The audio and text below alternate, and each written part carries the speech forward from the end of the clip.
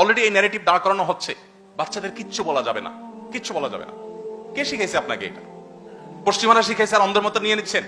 বাচ্চাদেরকে বলবেন, বকা দিবেন, শাসন করবেন, অবশ্যই শরিয়ার সীমানা আছে।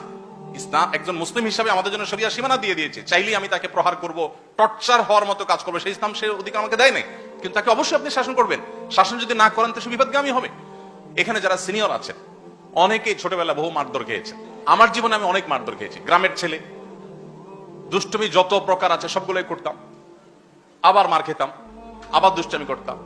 কিন্তু এই শাসনটা যদি না থাকতো তো আমার বিশ্বাস যে আমি আমার ট্র্যাকে আমি টিকতে পারতাম না। বাংলাদেশের প্রথম সারির একটা ব্যবসা প্রতিষ্ঠান, একবারে প্রথম সারির, এটার যে কর্ণধার ছিল উনি মারা গেছে। ওনার ছেলেরা কয়েক ভাই, ওনারা বেশ অনেক ভাই, দু একটা প্রোগ্রামে সবার সাথে মিট করার সুযোগ আমার হয়েছে। আর দু একজন আছেন যাদের সাথে খুব পার্সোনাল লেভেলে ভালো সম্পর্ক। তো আমাকে বলেন যে ভাই, আব্বা ফজর নামাজের সময় দৌড়ানি দিতেন নামাজ পড়ার জন্য, যেহেতু অনেক ভাই আমরা, একটা একটা করে সবগুলাকে প্রথমে একবার ডেকে যেতেন, এরপরে মায়ের শুরু করতেন। তো তাদের মধ্যে এক ভাই এখন বড় একটা ব্র্যান্ড তার আছে, নাম বললে আপনার সাথে সাথে চিনে যাবেন, নাম বলছি না।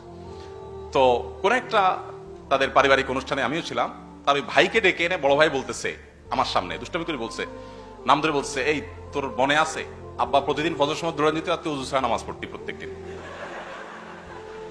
আমি বললাম, রাখেন আপনি, এত মানুষজন আছে এখানে এবার বলছেন, সেই তো শৈশবের কথা। এখন শুধু বাংলাদেশের সবচেয়ে বড় শিল্পপতিদের একজন, এখন এভাবে বললে হয় নাকি? তো আমরা নিজেরা ছিলাম, খুব কাছামুচু করছিল, বলে হ্যাঁ বহুত করেছি, আল্লাহ মাফ করে দেখ। এখন যারা মনে করেন পশ্চিমাদের দ্বারা প্রভাবিত হয়ে মনে করছেন যে না আমরা তাদের মতো হতে হবে সবকিছু, কেন তাদের মতো হতে হবে? আমাদের বাংলাদেশে মানুষের আমাদের নিজস্ব সংস্কৃতি আছে, এজ এ বাঙালি আমাদের নিজস্ব সংস্কৃতি আছে, মুসলিম হিসাবে আমাদের ভিন্ন আইডেন্টিটি আছে, সংস্কৃতি আছে। কেন আমার ওদের সংস্কৃতি ধার করতে হবে?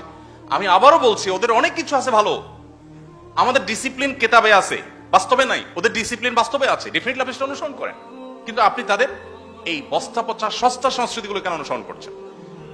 ছোট ছোট বাচ্চা, কিশোর, যারা শিশু কিশোর, এদেরকে শাসনের পারে পশ্চিমাদের দৃষ্টিভঙ্গি কোনো কিছু বলা যাবে না, যা খুশি তা করতে দিতে হবে, কোনো কিছু না। আপনারা জানেন পৃথিবীর উন্নত দেশগুলোতে 6, 7, 8 এর বাচ্চারা যদি পুলিশ কল করে আর বলে যে আজ বাসায় আব্বু আমাকে বকা দিয়েছে, মার না, মায়ের তো দূরের কথা, জাস্ট বকা দিয়েছে, পুলিশ কিন্তু বাপকে তুলে নিয়ে যাবে।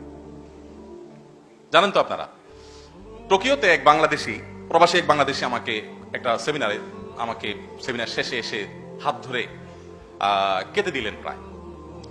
খুব অসহায় হয়ে বললেন, ভাই অনেক কষ্টে দেশ থেকে ফ্যামিলি আনছি, অনেক কষ্টে বহু টাকা পয়সা জোগাড় করে এদেরকে এখানে এস্টাবলিশ করছি, ছেলেকে